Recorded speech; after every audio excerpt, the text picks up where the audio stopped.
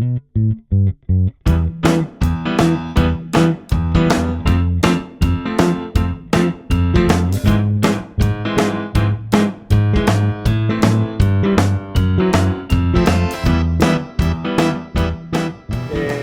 voy a presentar. Yo soy Ángel Lora, soy el director del Departamento de Ingeniería Forestal.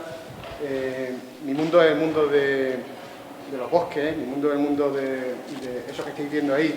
Y lo que me han pedido que os cuente hoy es un poco cómo son nuestros bosques.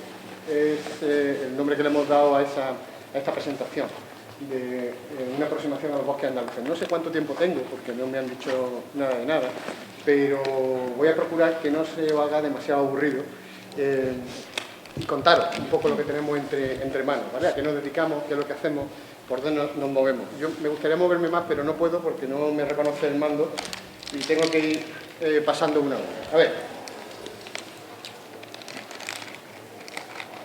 ¿A ese le conocéis? Sí, ¿no?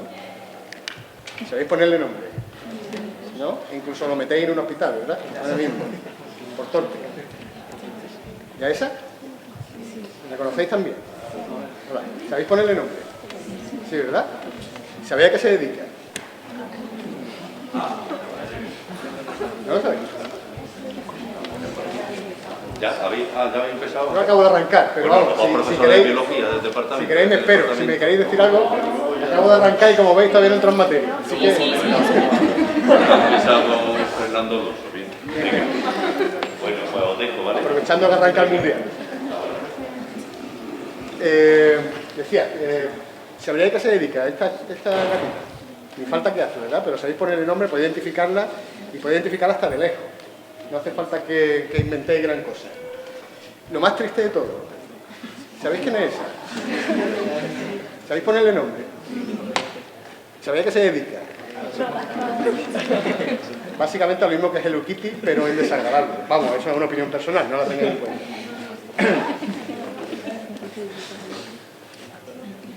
¿Sabéis qué es eso? ¿Sabréis ponerle nombre? Un pino. Como mucho, un pino. Y está bien, los que sabéis que eso, os acercáis bastante a la realidad. Es un pino. Déjame que os cuente alguna cosilla más. ¿Esa? Con ese aspecto. Una encinita. Todas nuestras encinitas, prácticamente todas nuestras encinas, tienen ese aspecto y es un aspecto no natural, es un aspecto artificial. Tiene que ver con el uso que se hace de las encinas aquí. Tienen una historia geológica, o sea, tienen una historia biológica, porque son entes biológicos, pero asociado a una historia geológica muy interesante. Como no va a dar tiempo, pues no sé de cuánto tiempo dispongo, vuestros profesores me dirán de cuánto tiempo dispongo. Una hora. No tienen un examen a la hora siguiente. Bueno, entonces os veis al examen con la cabeza como un bombo. Así que vamos a aprovechar. Si me da tiempo os cuento la historia de las encinas luego, ¿vale? Si no, pues no la cuento. ¿Sabéis ponerle nombre a eso? Eso ya cuesta bastante más trabajo, ¿verdad? Sí. Y sin embargo, vive entre nosotros, muy cerquita de nosotros. Hay algunas poblaciones de ese árbol. Eso es un roble. Es un roble melojo. Es un árbol grande, grandote. Vive lo más cerca que tenemos de nosotros, el roble melojo, es la zona de Cardeña, que es una zona no demasiado lejana. Pero ya empieza a ser... O sea, esta chica Belén Esteban vive mucho más lejos que el roble melojo, y todo el mundo la identifica bien. La Hello Kitty vive muchísimo más lejos, y Fernando Alonso no vive. O sea, anda corriendo por el mundo, y sin embargo todo el mundo lo reconoce. Fijaos lo poco que conocemos, lo que tenemos alrededor. Y finalmente eso, lo reconocéis. Con esa forma tan particular. Son pinzapos. Sabéis, ¿no? Como que son unos abetos que son únicos en el mundo. Hay 3 poblaciones de ese abeto y están en Andalucía. Están entre Málaga y Cádiz. Hay algunos en el norte de África que para algunos es el mismo pinzapo y para otros es un pinzapo ligeramente distinto. A eso nos dedicamos, a esto nos dedicamos algunas personas en concreto. Fijaos, ¿es importante o no es importante? Os voy a poner algunos ejemplos. Bueno, algunos ejemplos. Primero os voy a definir unas cuantas cosillas, por eso lo he puesto ahí arriba, que estas son consideraciones previas. Antes de entrar en calor, algo que quiero que entendáis. Por una parte, nosotros hemos recibido una herencia. Yo he recibido una herencia de mis padres recibieron una herencia de los suyos. Yo estoy intentando dejar en herencia a mi hijo, yo tengo hijos, vosotros no tenéis edad, ni pinta de tenerlo. Yo intento dejarle a mi hijo una herencia para poder sobrevivir, una herencia importante. Así que hay una parte patrimonial en todo esto, una parte que se hereda, que se pasa de unos a otros, lo pasamos de unos a otros. Pero hay una parte de capital, y en tanto que es capital, es obligación invertirlo, usarlo. ¿Por qué es obligación invertirlo? Lo natural. ¿Por qué creéis que tenemos obligación de usarlo? Para vivir. Es muy fácil. Para vivir. Si no lo usáramos, habría cosas inviables, como estas que os pongo ahora. La conservación de la biodiversidad, por ejemplo. Había oído hablar mucho de biodiversidad, muchísimo, seguro. En todas las asignaturas hablan de biodiversidad o diversidad biológica. Ahí, ese es un término un poquito, que se utiliza con un poquito de alegría. Porque la diversidad biológica es todo. Cuando se habla de diversidad biológica, de pronto todo el mundo piensa en el lince, en los leones, en las migraciones de los ñu del Serengeti que todos conocemos de la 2, que son unos documentales fantásticos para dormir la siesta. Los 10 primeros minutos ponen los créditos y ya estamos sopas hasta que el león se ha comido al ñu y ya lo que vemos son los huesos.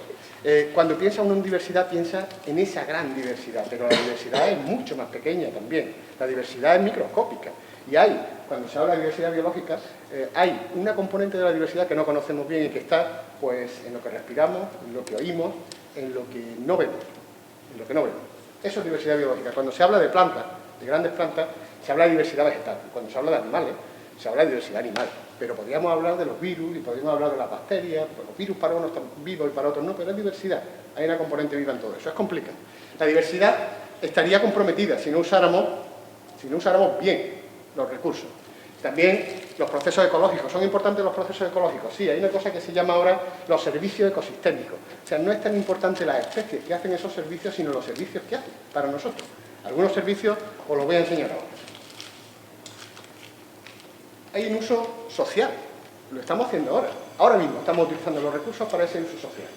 La educación, eso es lo que estamos haciendo ahora. Educación y cultura. También el ocio. También el ocio. El ocio sirve. Os voy a poner un ejemplo que voy a reconocer enseguida. Un gran espacio que está dominado por recursos naturales que se usa para ocio. Los billares, salud. O sea, la alergia de estos bichos, ¿sabes? Cuando empiezan a hacer. Los billares, ¿conocéis los billares? Claro. Ese es un gran espacio dominado por recursos naturales, fundamentalmente recursos naturales, utilizado fundamentalmente y gestionado fundamentalmente para cuestiones relacionadas con el ocio. Pero es que hay una parte que es de producción. En esa producción está todo. El oxígeno, el agua, la sombra. Os pongo cualquier cosita que se me ocurre, pero hay muchísimo más. Todas las materias primas derivan de nuestros bosques, de nuestros montes, de nuestros mares. De ahí vivimos. Nosotros no vivimos al margen. Eso es una cosa, es un concepto también bastante equivocado. Nosotros no somos una especie al margen de las demás. Nosotros no miramos al resto del planeta, no deberíamos de mirar al resto del planeta como si el resto del planeta fuese otra cosa distinta a nosotros. Nosotros somos una especie que encaja en el sistema. Lo que pasa es que tenemos mucha capacidad de transformación. Luego os lo contaré si me da tiempo.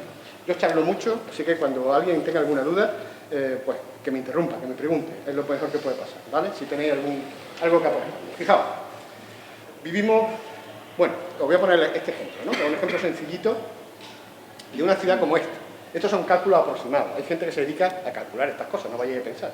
Estos son cálculos aproximados. Y esta es una ciudad como Córdoba, una ciudad pequeñita, de 320.000 habitantes aproximadamente. Aquí consumimos todas esas toneladas, 1.200 toneladas de combustible cada día. Este es el coche en el que he venido, que tengo aparcado ahí fuera, luego lo enseño, sin que os acerquéis mucho. Consumimos 700 toneladas de alimentos, algunos basurillas como esa, y otros alimentos más consistentes, ¿vale? Y nos bebemos todos esos litros de agua.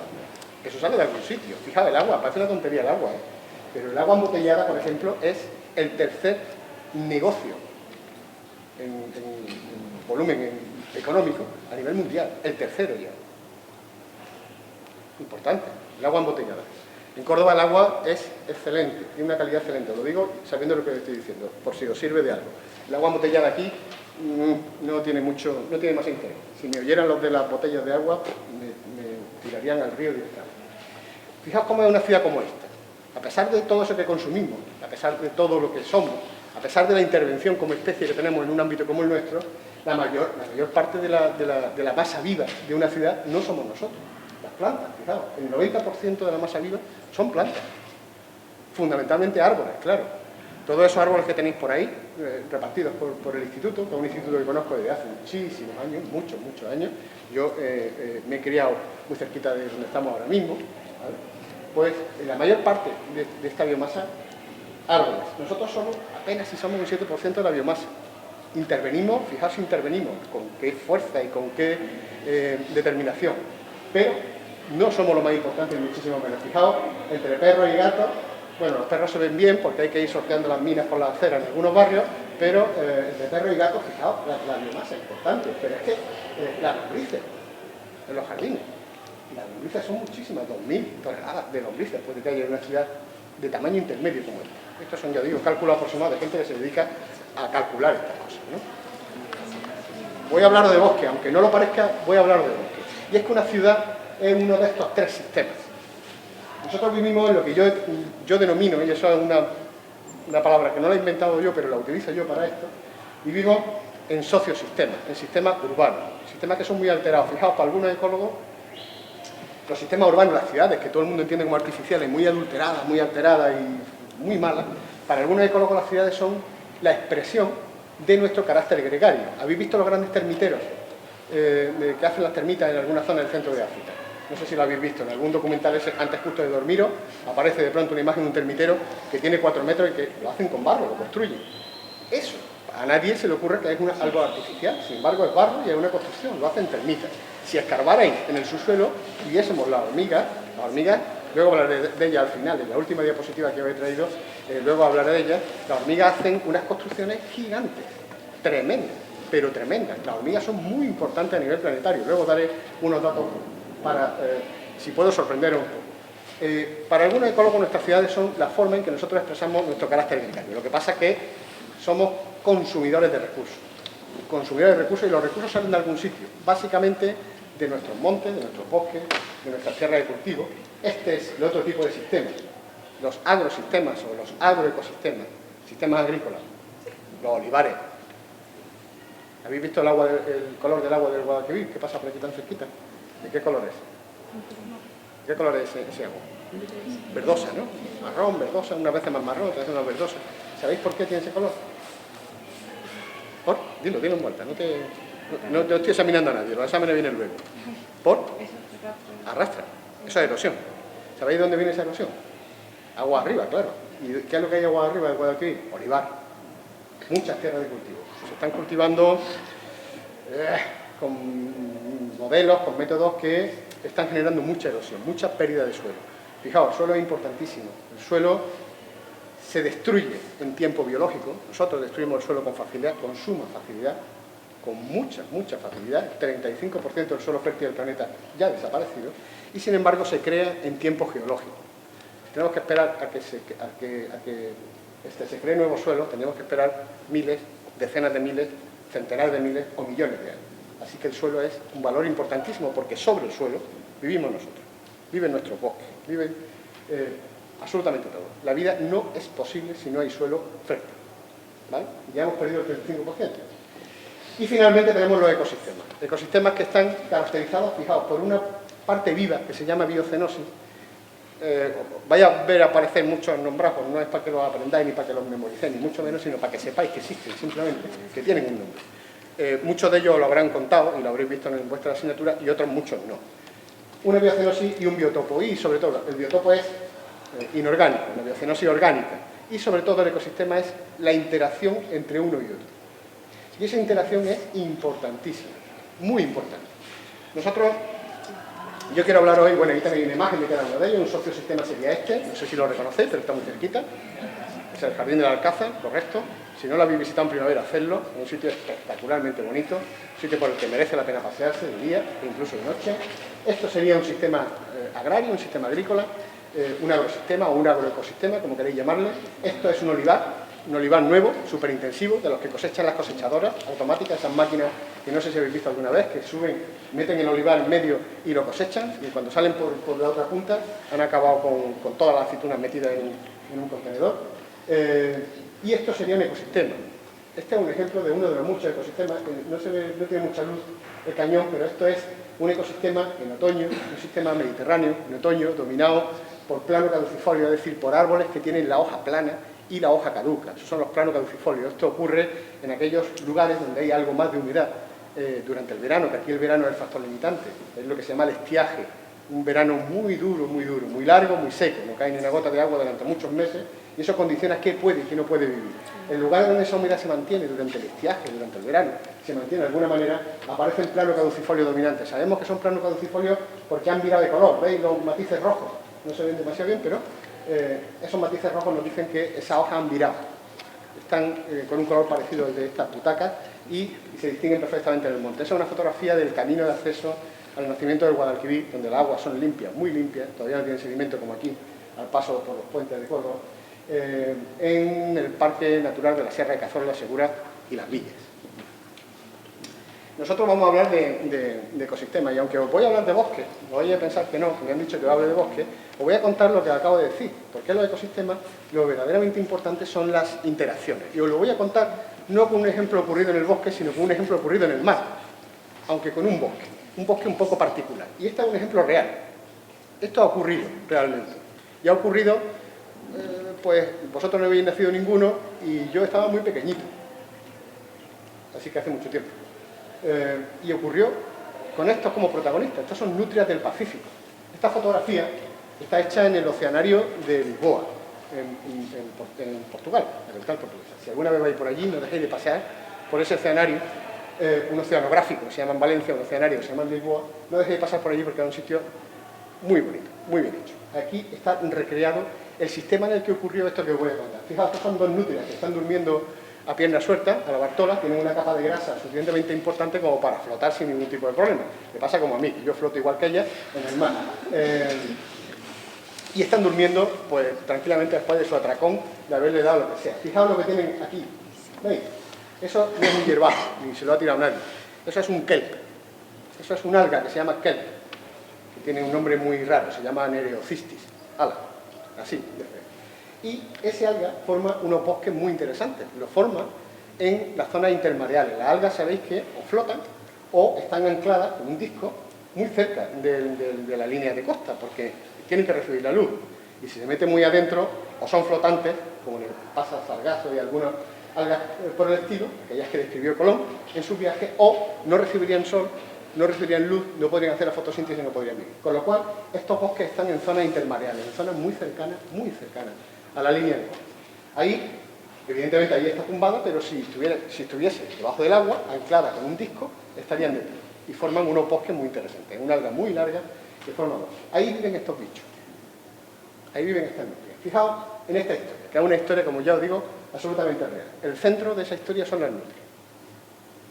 Y con las nutrias, nosotros. Y los kelps, que son esas algas que habéis visto ahí, y los mariscos. Tengo un amigo que dice que ha comido los mariscos esos grandes y que están buenísimos. ¿Sabéis? Esas langostas enormes, esas cangrejos así monumentales. Bueno, pues los mariscos viven por ahí por donde viven esta gente también. A nosotros nos gusta comer mariscos de eso. Y ya os digo que me han dicho que están bastante bien. Como nos gusta comer, nos inventamos una industria para pescarlo. Los kelps alimentan a esos mariscos comen kelps y indirectamente están alimentando a la industria pesquera. Además, esos kelps se recolectan como si fuesen habas, da igual. Se meten como una especie de cosechadora, se recolecta y se hace un magnífico fertilizante orgánico, muy rico en algunos minerales. Así que sirve también para los seres humanos. Y a las nutrias, fantástico, porque a las nutrias las protegen porque huyen de sus principales predadores, que son las orcas, que se acercan a la orilla y las cogen desprevenidas y tal, y huyen nadando, buceando entre esos bosques de kelps. Hasta ahí todo fantástico, hasta ahí todo bonito. Empiezan los problemas. A las nutrias también les gustan los mariscos. Además de mariscos, comen erizos. Ya digo que todo esto es un ejemplo real. Esto ha pasado. Tanta flecha, tanta cosa, es fácil de seguir, ¿no? No es complicado. Vamos a cazar nutrias. Pues es lo más rápido y acabar con ellas. Cazamos las nutrias. Acabamos con ellas. Fácil. Ya no comen mariscos, ya no tenemos problemas. Ya tenemos una industria todos los mariscos para la industria, tampoco comen erizos, obviamente. Y ahí fue donde metimos la pata, porque los erizos se comen al kelp. Y como no tienen predadores, se comen todo el kelp. Como se comen todo el kelp, pues desaparecen los erizos. No hay nada que proteger, no hay nada que recolectar, no hay nada que alimentar. Desaparecen los mariscos y desaparece la industria pesquera. Esto ocurrió en poquísimo tiempo, y ocurrió de verdad.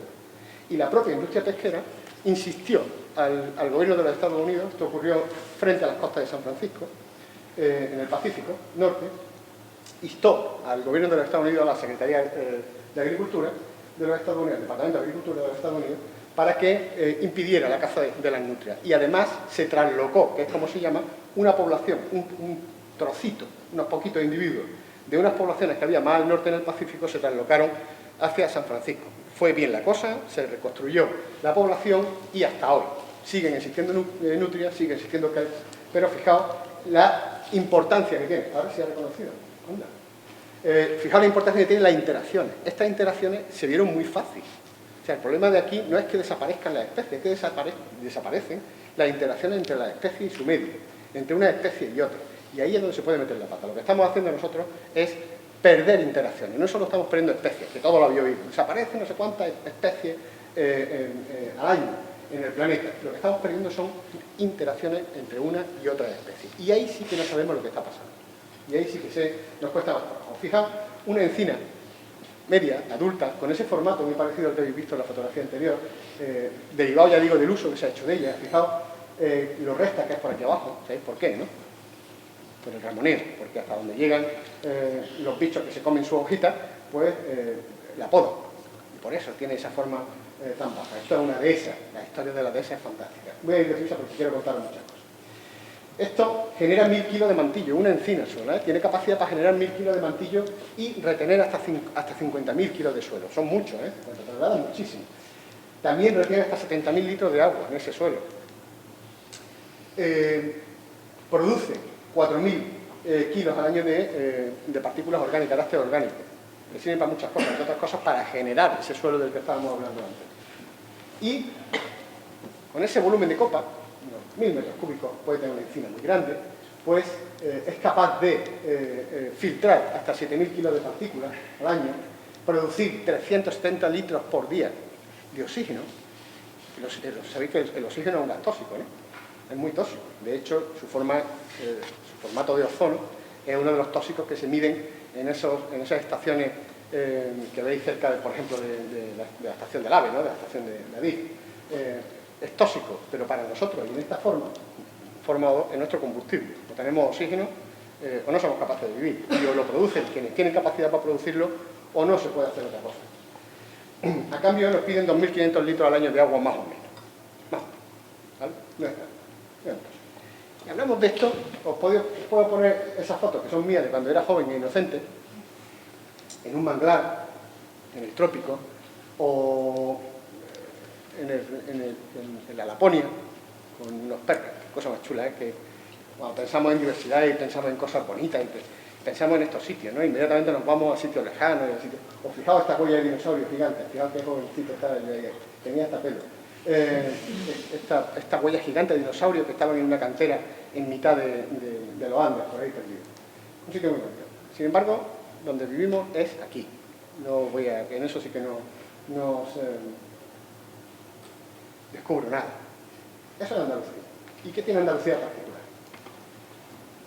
Tiene todo eso. Estos son nombrados. Tiene todos esos pisos bioclimáticos, todos esos ondroclimas, todos esos elementos geológicos, todas esas provincias biogeográficas. Son términos que utilizamos para distinguir qué es lo que estamos viendo. Son términos que utilizamos para interpretar lo que vemos, que es lo primero, saber lo que estamos viendo. O sea, cuando salgáis luego al patio y veáis un árbol, que sepáis por qué ese árbol tiene esa hoja, por qué un árbol tiene la hoja caduca, o por qué tiene la hoja perenne. Y tiene una explicación, y la tiene fácil. Pero hay que saberlo interpretar, hay que saberlo mirar, simplemente saberlo mirar. Y estos términos son términos, pues bueno, técnicos, que no vamos a utilizar ahora para nada, excepto para deciros, fijaos Andalucía lo que tiene. En términos de flora, tiene entre 3.500 y 4.000 especies y subespecies distintas, muchas, muchísimas. Tiene 450 que son de aquí, solo. El término endémico no significa anémico. Hay gente que lo confunde. Endémico, bueno, se va a morir, está a punto de cascarla. No, endémico es exclusivo de una zona geográfica concreta. 450 son endemismos de aquí y otros 450 son endemismos que se comparten con otros lugares geográficamente próximos. Por ejemplo, Castilla-La Mancha o, por ejemplo, el norte de África, que es muy parecido en términos biogeográficos a Andalucía. Pero fijaos, todos esos nombres, algunos tan extraños que hay por ahí, sirven para decir que tenemos las máximas elevaciones de la península, en Sierra Nevada. Tenemos la máxima sericidad. El clima más seco de la península lo tenemos en Andalucía. El desierto de Almería, en Tabernas, seguro que sabéis, por lo menos ubicarlo e incluso en alguna fotografía luego veremos, lo identificaréis fácilmente. Tenemos el sitio donde más llueve. Tenemos el sitio donde más llueve. ¿Sabéis cuál es? Grazalema, en Cádiz, que tiene mucho que ver, luego enseñaré una fotografía, que tiene mucho que ver con que llueva aquí también, además. No solo que llueva allí, sino que llueva aquí.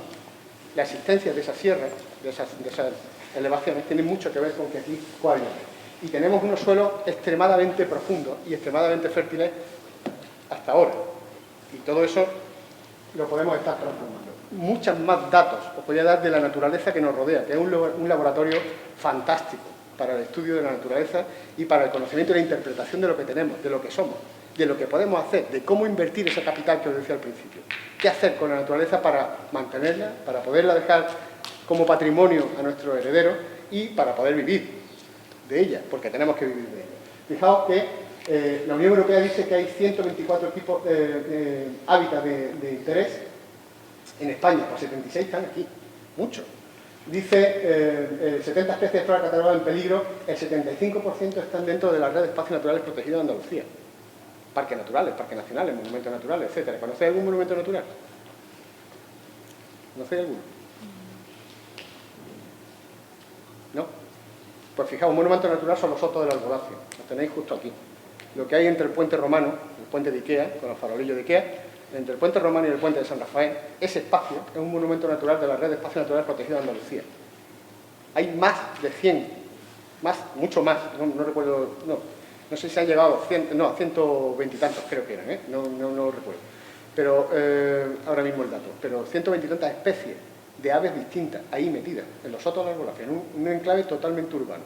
Más artificial que eso no hay nada. Más artificial no hay nada. Y sin embargo, porque os podía contar la historia de los sotos, y los sotos incluso, los sotos son muy artificiales. Y hay una enorme diversidad de aves. Enorme. Identificar eso es fantástico. 13 especies de fauna en peligro habitan en parques naturales nacionales de la red. Fijaos, todas esas especies, 51 de 95, 17 de 19 mamíferos, 12 de los 17 peces, 5 de los 9 reptiles, 1 de 3 anfibios, 14 de 22 metros de total, 100 de 165 especies prioritarias para la Unión Europea están en Andalucía. Así que vivimos en un laboratorio rico, riquísimo, diverso, muy diverso, espectacular, para poder saber qué hacer con él y cómo hacerlo. Si le echamos un vistazo, muy por encima, el desierto de Almería es un sitio muy seco, muy cerquita de esto, Cabo de Gata, de la Blanca, ese piquito, que cuando pintáis la península, ese piquito sur, oriental, eso es Cabo de Gata, esa es Vela Blanca.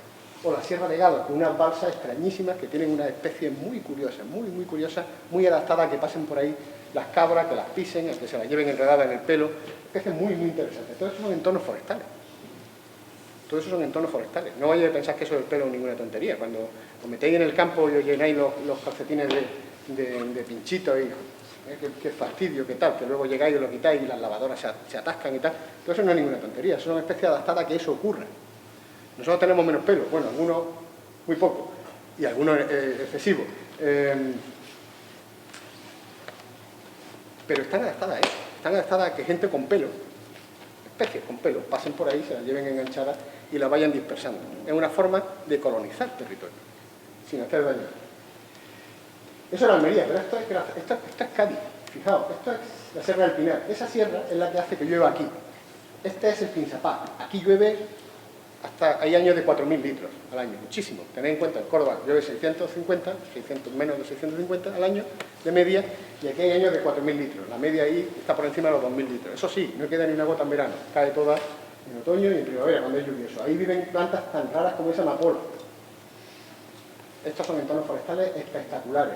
O esta otra, que me gusta mucho y la enseño porque esa la encontré yo. Todavía se pueden encontrar cosas nuevas. Esa es una especie nueva, se llama Fumana lacidulemiensis. Y anda que los nombrecitos le ponen esta gente a... Se llama lacidulemiensis porque los romanos le llamaban a esta zona lacidulemium. Así que la planta es la Fumana de Grazalema.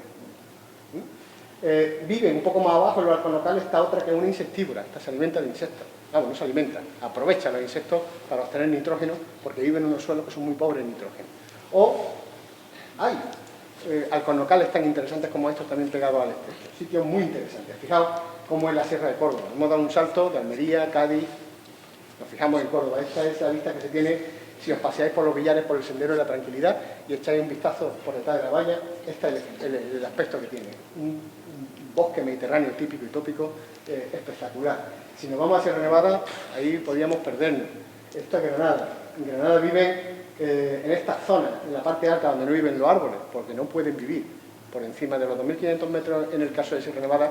En otros sitios suben más, pero en Sierra Nevada, por encima de 2.500 metros aproximadamente, más o menos, ya no pueden vivir los árboles, por el frío, por el viento, por el peso de la nieve, etc. Ahí en verano se forman estas charcas, estas lagunas, alrededor de las cuales se generan cerbunales. El cerbuno es una hierbecita pequeñita que genera un poco de pasto, en torno al cual pues viven mamíferos, en la agua viven peces, insectos, en fin, todo. Hay más de 200 especies de flora que viven solo en Sierra Nevada. Es una cosa espectacular. Una de ellas es esta, que vive entre la nieve. Esa que no lo parece en la manzanilla de Sierra Nevada. Se apaga un dineral por esa manzanilla. Un dineral. Se recolectaba silvestre para tomarla como manzanilla, porque decían que era muy buena para los dolores de tripa. Y se ha recolectado hasta hacerla prácticamente desaparecer. Prácticamente no queda manzanilla de Sierra Nevada. O árboles como este, que aunque no se vea muy bien, son muy curiosos porque son vestigios de lo que una vez fue el clima, por aquí, y quedan algunas poblaciones muy interesantes, como este abedul, del que quedan poblaciones como esta, que tiene solo un individuo. Solo una, no hay más. ¿Qué le va a pasar a eso? Se va a morir. Está condenado a la extinción. ¿Qué hacemos nosotros? Pues intentar que no se extinga. Hay métodos para que eso no ocurra. O plantas como esa, que también la encontré en Sierra Nevada. Ese es sempervivum, ¿vale? Todavía no está descrita. Es un sempervivum, se llama Tectorum, pero todavía no está descrita. Esa es de hace relativamente poco. Si damos un saltito a Huelva encontramos esto, dunas móviles. Fijaros lo que está haciendo la duna con ese enebro, se lo está comiendo literalmente. Está pasando por encima de él y el enebro está luchando con ello. Lo que está haciendo es generando en la parte alta algo de verde para no asfixiarse. Y ese verde mantiene todo lo que hay por aquí debajo vivo. Hay una lucha impresionante en estos sistemas. Estos son bosques de nuestro entorno. Y hay incluso estos son turberas. Si os metéis en vuestra enciclopedia preferida, la Wikipedia, claro, incluso a veces no preferida, sino única, y os equivocáis, la Wikipedia no filtra nada ahí, tenéis que tener mucho cuidado, mucho cuidado, porque ahí podéis encontrar cosas valiosas y cosas que no valen nada. Bueno, todo internet es así en general. Si metéis la palabra turbera, os saldrán las turberas de muchos lados del mundo, sobre todo escocesas, son muy características, y si os venía a la península, las encontraréis en Galicia, que hay turberas muy importantes. Bueno, pues en Huelva está esta turbera, la turbera de Lava Larga. Eso está en Doñana. Y hay turberas, incluso. Las turberas saben que las forman unos musgos. Del género Sphagnum, casi todo ello, musgos que van combustionándose, se van superponiendo capas, se van combustionando. Conocéis el musgo y la turba porque se usa en jardinería, lo sabéis, ¿no? Bueno, si damos un salto a Jaén, hemos estado en Huelva, acabamos de estar en Huelva, en Jaén encontramos Cazorla, espectacular. Estos son los pollos de la mesa, si no habéis estado por allí nunca hacedlo. O la laguna de Valdazores, con estos pinos laricios, estos pinares de laricio que son impresionantes, espectaculares, un sitio muy bonito para ir, y no solo bonito, sino único. Estos son enclaves únicos, pegados a las piedras que resuman agua permanentemente casi todo el año, vive esta otra insectívora. ¿Veis todos esos negritos que tiene por ahí? Son grasillas, le llaman a estas plantas, porque tienen una especie como de mucosidad, y los insectos se quedan pegados aquí y la planta los digiere. Literalmente lo que hace es echarle encima, en vez de tener un estómago dentro, lo que hace literalmente es echarle un estómago por fuera, inyectarle las enzimas que consumen al insecto por dentro y lo pueden tomar. Lo que se queda por fuera es el exoesqueleto, que no es digerible para la planta, por decirlo de alguna manera. No hacen digestión, ¿eh? Málaga, que no la habíamos visto todavía. Fijaos en Málaga, la Maroma. Mañana voy a subir aquí. Mañana voy a dar un paseo por ahí. Ya, si algún día vengo por aquí ya os contaré cómo está. Esto es un sitio espectacular, con un bosque. Si miráis hacia Málaga, si vais a Málaga y miráis hacia el norte, veréis una sierra muy alta, muy pelada en su cara sur, que es la que estáis viendo. Pero si vais al norte, encontráis una sierra espectacular, impresionante, con unos pinares fantásticos, con unos acerales que son una maravilla y con un sitio, con unos piernales maravillosos. En la costa, podemos encontrar la costa de Málaga, podemos encontrar este romerillo que solo vive ahí. Es un romero, que no es el romero que nos venden las gitanas en la feria, ni el que vemos cultivado en los jardines, es un romero exclusivo. Hay 3 poblaciones de ese romero por ahí. Identificar ese romero, verlo, saber por qué está ahí y por qué no está, eso es fantástico. Ya os digo que cuando sabéis por qué ocurre todo eso, de pronto se abre un mundo nuevo, se abre un mundo nuevo. Esta es la Sierra de la Nieve, como su propio nombre indica, nieva. Y está en Málaga. Y está en Málaga, y nieva. También en Málaga encontramos estos sabinares sobre karst. Estos son calizas que forman dan lugar a unas construcciones geológicas muy interesantes cuando se erosionan por el agua, y viven unos sabinares que son impresionantes, que son capaces de vivir en un entorno tan difícil como este. Este es el lugar donde os decía del Romero. Esta es la Punta del Fraile, esta es la playa del Mar, por si queréis identificar alguna vez. Hasta Sevilla, fijaos, de Sevilla podemos poner muchos sitios, pero siempre utilizo esta fotografía porque es sorprendente. Esto es el Guadiamar.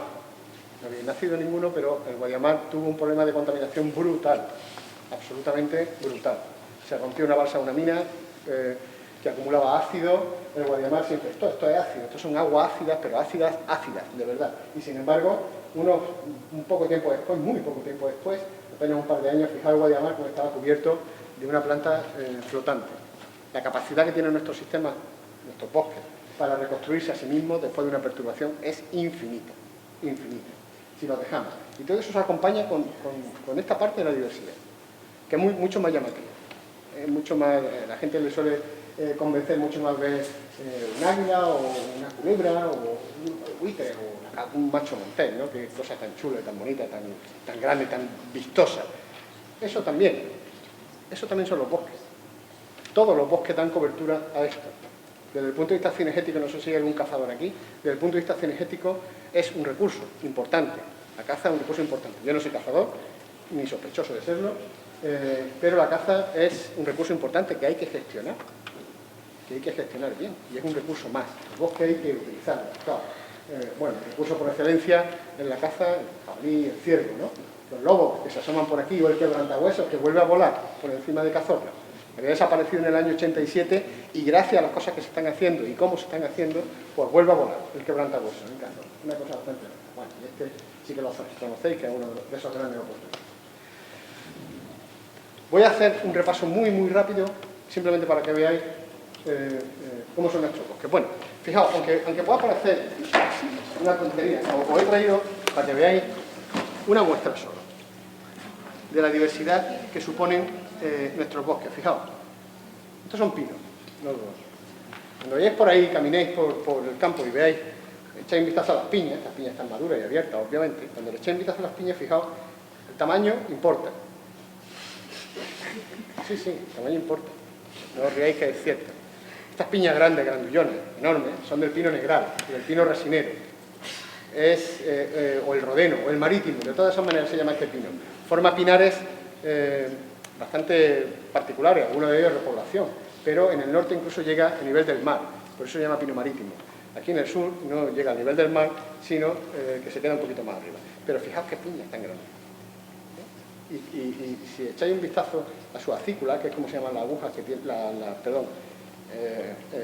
las hojas que tienen los pinos, se llaman acículas porque tienen forma de aguja, veréis que también son las acículas más grandes y más gruesas.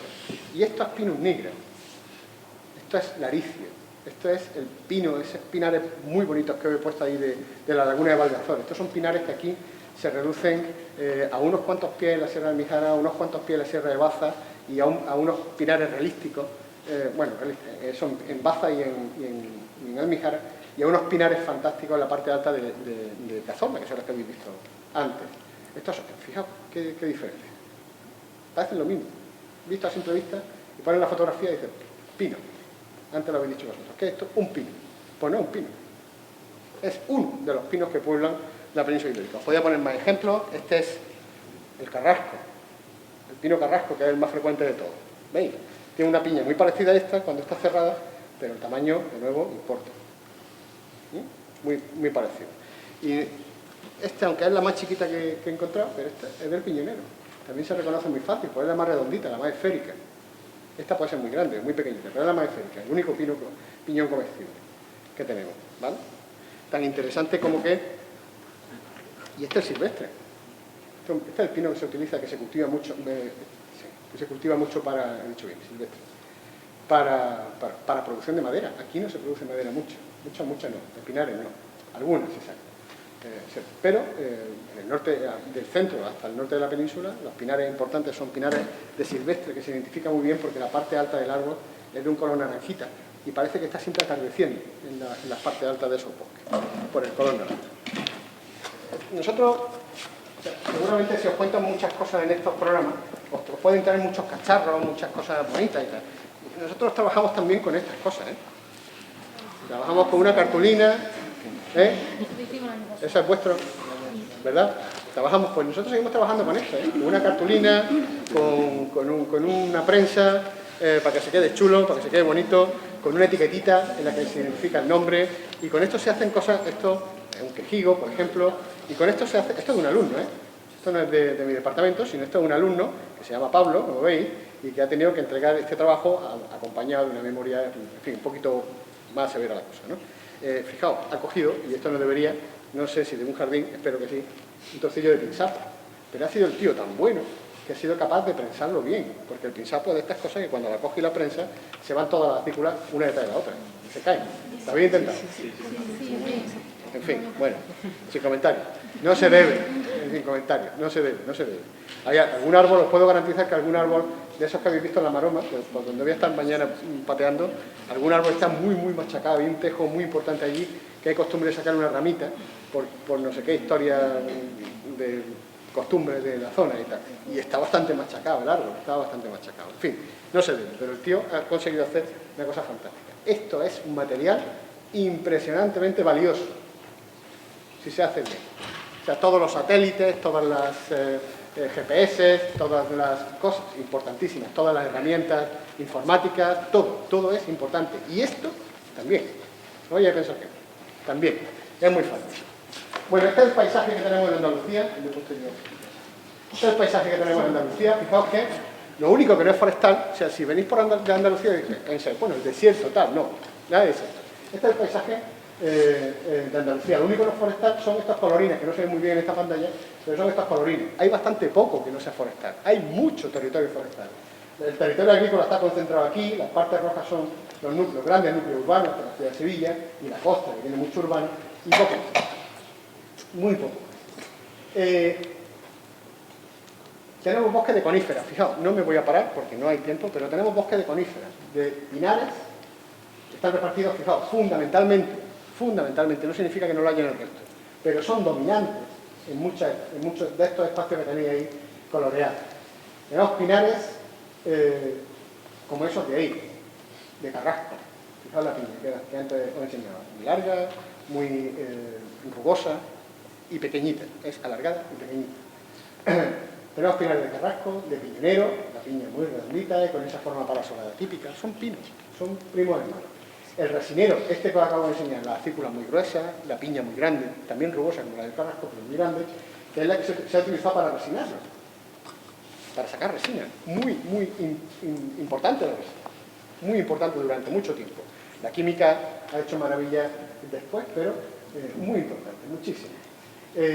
Pinares de Laricio, en lo alto de Cazorla, este es un individuo especialmente bonito. Esta es la cañada de la Fuente, es tremendo, es un árbol que tiene 25 metros, 30 metros, es tremendo, grandísimo. Bajo la copa de este árbol hemos dado alguna clase con 20 o 25 alumnos, todos a la sombra, bueno, a la sombra, y eso da poca sombra porque tiene una copa muy alta, pero bajo, cubierto de esa copa, hemos entrado 20, 25, 30, 40 alumnos, muchos alumnos metidos, y estamos cerquita del nacimiento del río, la cañada de la Fuente. Por aquí está el tejo milenario de Cazorla también, un sitio muy bonito. Los pinares de Albar, son muy poquitos, como he dicho antes, sobre todo en Sierra Nevada, tan raritos como que hay una variedad exclusiva de allí, la variedad nevadense. Fijaos, los pinzapares. Estos son los pinzapares de la Sierra de la Nieve, este es el pinzapo, un detallito, los pinzapares de la Sierra de la Nieve, el Torreón. Ese sitio tiene mucho que ver con que aquí llueva por la elevación de las masas cargadas de agua que entran por la bahía de Cádiz, por la bahía de Algeciras. El pinzapar de Sierra Bermeja, que es bastante raro, porque Sierra Bermeja tiene un suelo rojito. Si viajáis por Estepona y echáis un vistazo a la sierra que hay detrás, la veréis que tiene un tono rojizo. Esos son por las peridotitas, que son tóxicas. Son bastante tóxicas, son una roca bastante tóxica que hace que lo que viva sobre las peridotitas sea bastante extraño. Genera bosques bastante diferentes a los que hay alrededor en su entorno. Coníferas son el sabinar, que antes os he enseñado, los enebrales, fantásticos, los enebrales de Badia, que son árboles tremendos, o los enebrales costeros, los sabinares costeros, que están repartidos por toda la península. En fin, frondosas, lo que no son aciculares, lo que no son de hoja en forma de aguja, más o menos agujas, los pinsapos tienen una hoja menos parecida a la aguja que los pinos, son especies frondosas, se llaman frondosas, y existen por toda la comunidad. Fijaos que lo único más vacío de espacio forestal es lo que coincide con el Valle del Guadalquivir, que discurre por aquí, y ahí es lo que está muy cultivado, es muy llano, muy planito, y se cultiva con suelos profundos. Y existen encinares, como podéis ver, no voy a parar mucho, pero de dos tipos, unos que son béticos y otros extremadurenses. Existen los alcornocales, que son importantísimos. Solo aquí hay alcornoque, en el norte de África. Solo aquí hay alcornoque. ¿Qué sería del vino sin el tapón de corcho? Ya no os digo más cosas, que también se utiliza para más cosas, pero ¿qué sería del vino sin el tapón de corcho, el que se producen varios millones de tapones al año, ¿no? Quejigares, estos son robles, robles que se comportan a veces como caducos, a veces como perennes y a veces de forma intermedia, e incluso algunos de forma muy rara, como ese de ahí, como este quejigo que hay en la parte más alta del Pinzapar de Toló, en Sierra de la Nieve. Todos esos son nuestros bosques, que son riquísimos. Todo esto que estoy enseñando está a menos de 3 horas de aquí, todo eso. No hay que irse a esas fotografías que os ponía antes de un manglar, ni de no sé cuánto, no hay que irse a ningún sitio. Esto está a menos de 3 horas de aquí, todo. Y es impresionante. Aquí tenéis Quejigar moruno, que se concentra en la zona del sur de Cádiz, sobre todo. Los rebollares, que también como los quejigares son más o menos caducos, más o menos perennes, intermedios entre una cosa y la otra. Fijaos los colores que tienen los rebollares, el roble melojo o roble rebollo. Melojo, ¿sabéis dónde viene el nombre de melojo? Es una deformación de malojo, porque el que tenía roble en la finca tenía como un mal de ojo, porque no producía nada, excepto una tierra espectacularmente rica en materia orgánica. ¿Pero qué se ha hecho con los melojos? Pues se ha ido sustituyendo, se han ido, como coinciden en sus caracteres ecológicos, ecofisiológicos, con el alcornoque, se ha ido sacando melojar para poner alcornocar, que es más productivo. Entonces los melojos quedan reductos muy pequeñitos.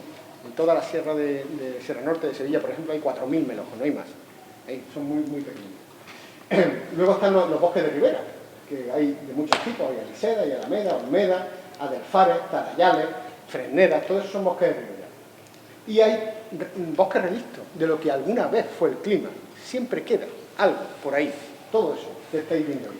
Hay bosques relictos, hay abedulares, hay acevedas, hay asterales, hay castañares, para algunos cultivados y para otros no, para unos cultivados en un sitio y en otros no, sabinares, albares, que están refugiados en las partes altas de algunas sierras, de pocas sierras, las tejedas.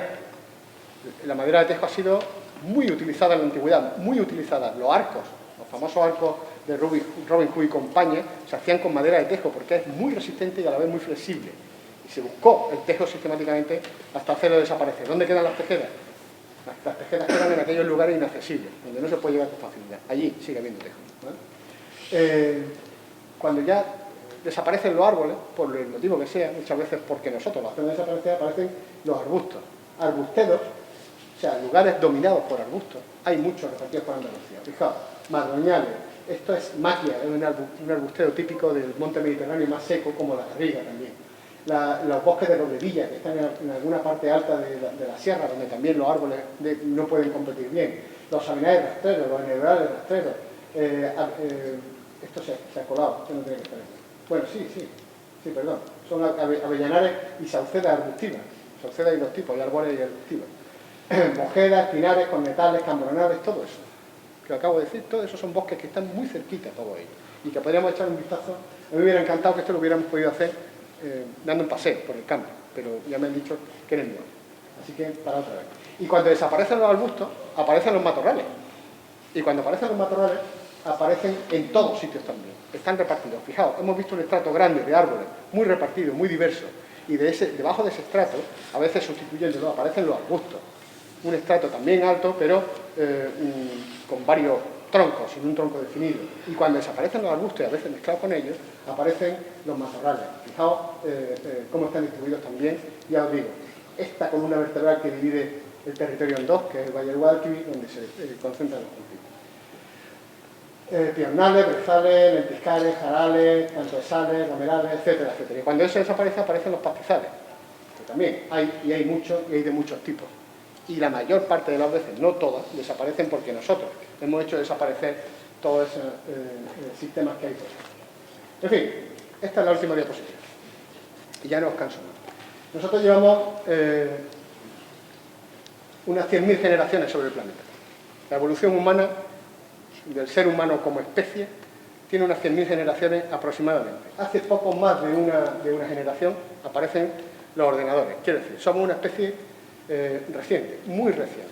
100.000 generaciones. El impacto que hemos sido capaces de realizar en nuestro entorno general, nuestros bosques en particular, es un impacto fuertemente negativo. Eso nadie lo puede negar. Por eso hace falta gente, como la gente que estudia en mi escuela, los ingenieros de monte, los ingenieros agrónomos, gente que sepa qué hacer y cómo hacer para que esto no siga adelante.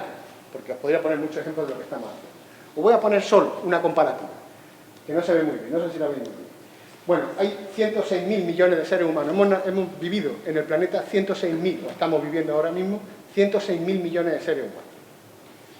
Desde que somos seres humanos, aproximadamente. Esto hay gente que lo ha contado, no es un invento. Hay gente que ha hecho, hay un proyecto que se llama Life Counts, que acabó hace bastante tiempo, para contar la diversidad. Y que se patrocinó por una industria farmacéutica. El impacto ha sido negativo y solo estamos el 6% de los que hemos sido. De todos los seres humanos que han pasado por el planeta, apenas estamos el 6% y el impacto ha sido negativo. Fijaos, existen unos 10.000 billones, con B, de hormigas. 10.000 billones de hormigas. Dices tú, pues sí, muchas, pero ¿y? Pues se entretienen en pesar tanto como nosotros. O sea, sobre el planeta generan tanta biomasa como el ser humano. Así que son importantes. Si nosotros pesamos, no más que otros, nosotros pesamos lo que sea, las hormigas pesan igual que nosotros. Hay tantas hormigas que pesan exactamente igual que nosotros. Pero no es todo. Las hormigas se comen el 95% de la materia muerta que se produce. O sea, comen mucho. No es que coman poco, comen mucho. Son muchas especies, eso sí, no son como nosotros que somos solo una. Son muchas especies, pero se comen el 95% de la materia muerta. ¿Y conocéis el impacto de las hormigas sobre el medio ambiente? ¿Alguien lo conoce? ¿Alguien sabe reconocer ese impacto como negativo? ¿No? De vez en cuando hay alguna especie que se le va la pinza y generan lo que se llama, no sé si habéis oído, la marabunta. Y la marabunta es una eclosión anormal de hormigas que pasan por algún sitio pero desaparecen enseguida. Es además un efecto muy local, muy concentrado, que desaparece enseguida. Pero excepto eso, que es, ya os digo, se le va un poquito la pinza de vez en cuando a alguna especie de hormiga, las hormigas son importantísimas en el planeta. Por poner este ejemplo, ¿no? Podría poner mucho. Pero tienen un efecto completamente positivo, absolutamente positivo. Así que se pueden hacer las cosas de otra manera. Lo importante es saber interpretar lo que estamos viendo, saber controlar lo que estamos haciendo y saber cómo debemos hacer las cosas para que no se repitan los dispendios que se han cometido hasta el momento. Ya está, no tengo más nada que contar. Espero que os haya interesado y si tenéis alguna pregunta, pues aprovechar para hacerla antes de ir al examen.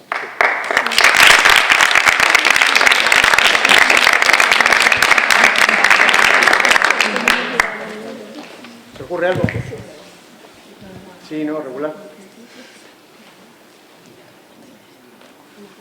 No se me ocurre nada. Bueno, nada, tengáis suerte los que tenéis que examinar ahora. Gracias.